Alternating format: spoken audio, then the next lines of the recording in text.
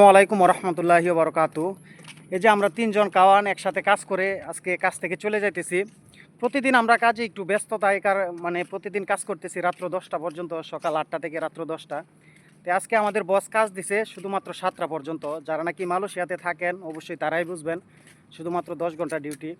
তো আমার এই সাথের কাওয়ানকে আজকে আমি জিজ্ঞাসা করব যে উনি যে মালয়েশিয়া আসছে কত বছর যাবত আছে, আর এবার যত বছর যাবত আছে উনি কত টাকা ইনকাম করতে পারতেছে এবং কোন বিষয়ে আসছে। আর যারা নাকি নতুন মালয়েশিয়াতে কলিং বিষয়ে আসবেন, আপনারা কোন বিষয়ে আসলে আপনাদের জন্য ভালো হবে, আমি আমার কাওয়ানকে জিজ্ঞাসা করতেছি, দেখেন উনি কি বলে।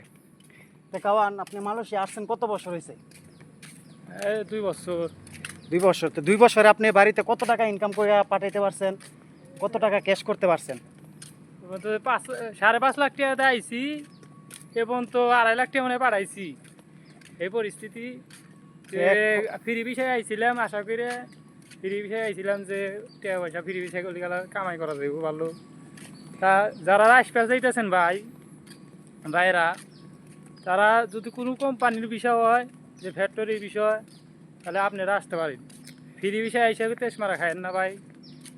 এই এইটু ফ্রি এখন কথা হলো, যারা নাকি নতুন মালয়েশিয়াতে কলিং বিষয়ে আসতে চাইতেছে, তো আপনাদের মানে তাদের উদ্দেশ্যে আপনার কথা হলো তারা যাতে কোনো ফ্রি বিষয় না না, আসে। ফ্রি বিষয় না আসি। হ্যাঁ, ফ্রি বিষয় আলি গেলা 5,000 রিঙ্গিত দেওয়া লিগা বই নাগান লাগবো। হুম, আর 5,000 রিঙ্গিত তো কামাই করতে গেলে আপনি 1 বছর লাগবে। 1 বছর 5,000 রিঙ্গিত কামাই করতে করতে আপনি বই নাগানের টাইম আইসা যাবে। টাইম এসে যাবে। বিভিন্ন ফ্যামিলির চাপ, আপনি নিজের চাপ হিসেবে কুলান পারবেন না ভাই। হুম, এই যে দেখছেন উনি বলছে যে প্রায় 2 বছর হয়ে গেছে আসছে, বাড়িতে শুধুমাত্র 2.5 লক্ষ টাকা পাঠাইতে পারছে, যেখানে তার 5.5 লক্ষ টাকা খরচ হয়েছে। প্রতি এজন্য আমি আপনাদেরকে বলি, যারা নাকি নতুন মালয়েশিয়াতে কলিং ভিসায় আসতে চান, অবশ্যই বর্তমান সময়ে আপনারা কখনো ফ্রি ভিসা নামক যেটা এজেন্ট ভিসা, এই ভিসায় কখনো আসার সিদ্ধান্ত নেবেন না।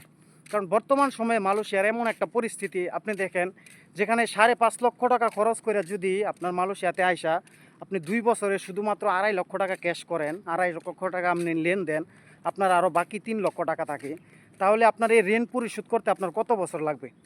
এজন্য যে বর্তমানে যারা মালয়েশিয়াতে কলিং ভিসায় আসতে চান, অবশ্যই আপনারা চিন্তা করবেন একটা ফ্রি মানে কোম্পানির ভিসাতে আসার জন্য, ফ্যাক্টরিতে আসার জন্য। কারণ এই ফ্যাক্টরিতে যদি আসেন, আপনার প্রতি মাসে যে আপনার মোটামুটি বর্তমানে 1700 রিঙ্গিত বেসিক, পাশাপাশি ওভারটাইম করলে 2200-2500 টাকা ইনকাম করতে পারবেন। আর আপনার যে ভিসার টেনশনটা, আমার যে কাওয়ান বলল যে 2 বছরে ওনার যে ভিসা লাগাইতে প্রায় 10,000 রিঙ্গিত খরচ হয়ে গেছে।